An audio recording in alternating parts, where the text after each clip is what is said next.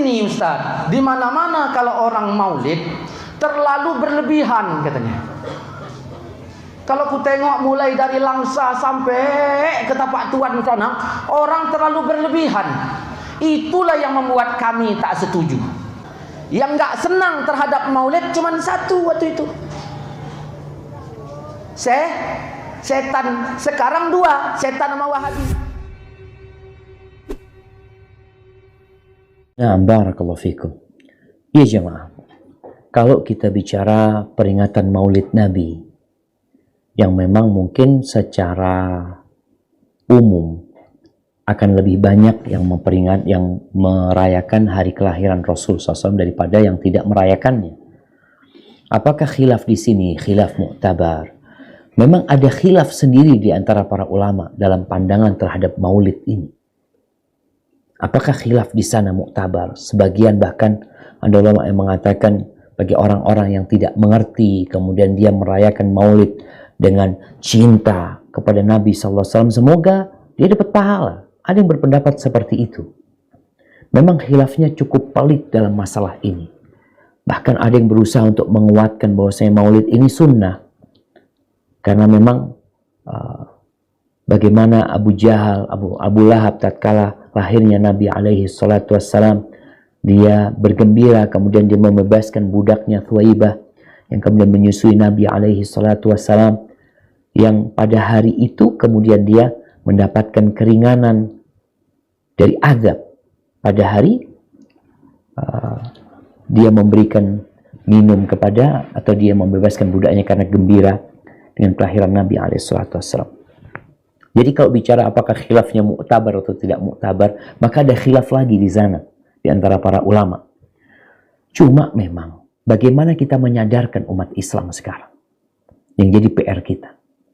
Kita harus cinta sama Nabi alaihi salatu wassalam.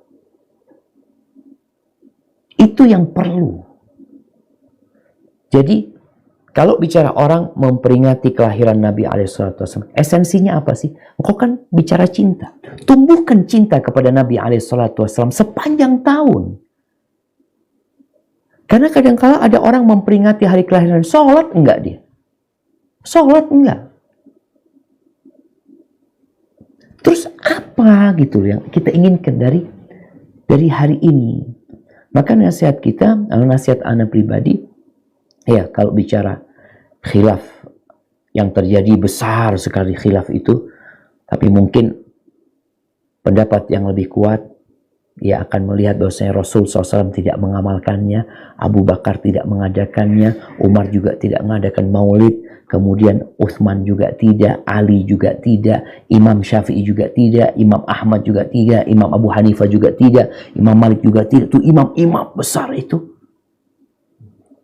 Maka akan ketahuan kapan awal terjadinya maulid Nabi. Ternyata pada masa imam yang 4 itu juga nggak ada gitu.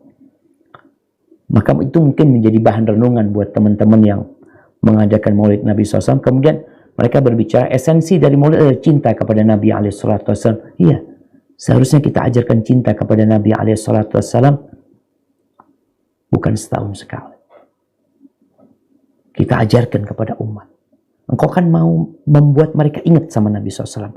Ingatkan mereka, benar kau ingatkan. Bukan setahun sekali. Mungkin setiap pekan kita bikin kajian tentang perjalanan hidup Rasul SAW. Itu akan lebih bermanfaat. Karena memang Nabi SAW memberikan nasihat kepada kita. Yang hidup setelah aku mati akan melihat banyak perselisihan. Ini perselisihan sekarang. Ada yang mengatakan bid'ah dhalalah, ada yang mengatakan bid'ah hasanah, bahkan ada yang mengatakan sunnah. Apa posisi kita? Orang awam bingung, Ustadz gimana Ustadz?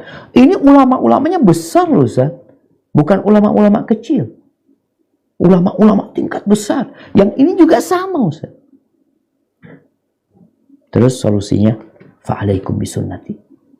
Kata Nabi SAW, ikutlah sunnahku. Udahlah kalian cari sunnahku. Dan sunnah khalifah-khalifah setelah aku. Berpegang teguh dengan yang gigit, dengan gigiran kalian. Jadi solusi dari perselisihan ini, mengikuti sunnah Nabi SAW. Agar kita nggak terus-terusan khilaf gitu loh. Terus mau gimana Ustaz? Fulan ngomongnya muktabar, yang fulan ngomongnya nggak muktabar Ustaz. Ikutin sunnah Nabi SAW. Insya Allah kita selamat dan nggak ribut terus ya ma. Hadza wallahu a'lam bishawab.